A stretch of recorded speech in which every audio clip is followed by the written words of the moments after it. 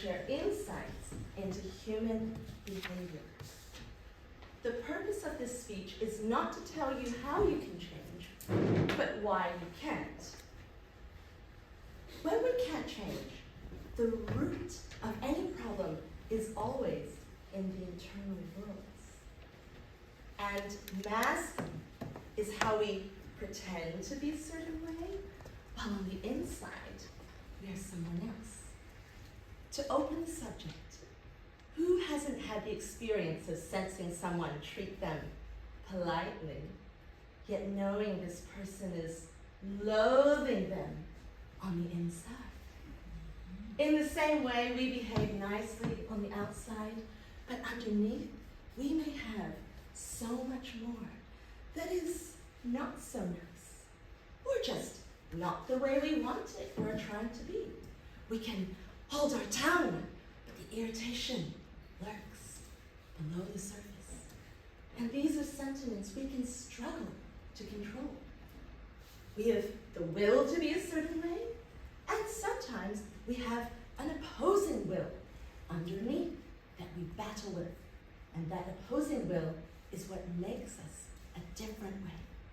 The two selves. From this perspective, we could say that the outer character follows rules, but the inner character could be a total piece of work.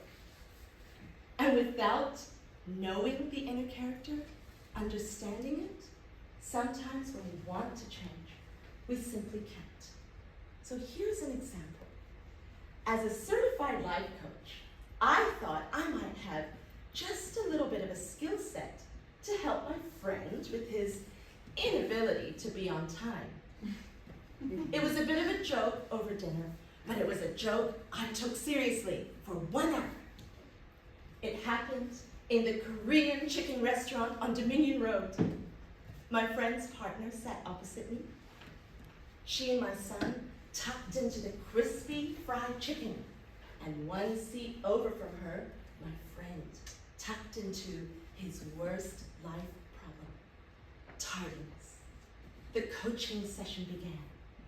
He told me it was disappointing those in his relationships as he repeatedly failed to keep promises to be there on time, and that no matter how he tried, he just kept being late.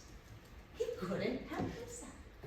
So who was the he that was trying to help himself, and who was the himself that couldn't be helped?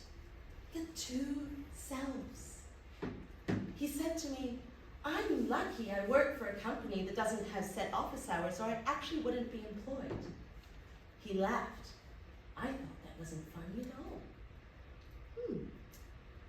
How were you on time when you interviewed for the job? Oh, I wasn't, he laughed. I'm just such a good engineer, they hired me anyway. Right, okay. Why is it important to you that you be on time? Because the people that are depending on me to be on time, well, they keep getting let down, and I genuinely want to show up for them. I want to be on time, but no matter what I do, I just keep being late. What is it that you're doing before you're late? Maybe it's something important. No. It could be anything. It doesn't matter. Just whatever I'm doing, I get so engrossed in it that I just can't stop. And I keep thinking I can finish in time and make my next appointment, but it doesn't work. As we carried on the session, it was evident that this was a deeply distressing issue for my friend, with those who wanted him to be punctual continually feeling let down. And it seemed there remained the part of him that wanted to be on time, and the other part, unknown, unchanged. In the end, we reached a point where the unpaid ad hoc session ended. We had many good ideas. We thought of how much he valued the people he loved. We even put them on a scale of 1 to 10 and decided how much he really did love them. We talked about setting alarms or just leaving bloody earlier than required. But no, my friend went on believing he could not change.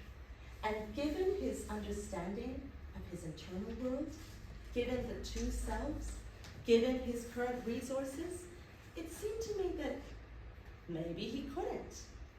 You see, the thing that I intuited during my coaching training was that even that which we call deeper change, sometimes in coaching we say it's fundamental change, that which connects to one's identity and values, even that may also still only be an outward shift, because fundamental change of human psychology touches on such very deep patterns and structures that a plan we made 5 minutes ago or an hour of discussion is not enough to achieve this fundamental change.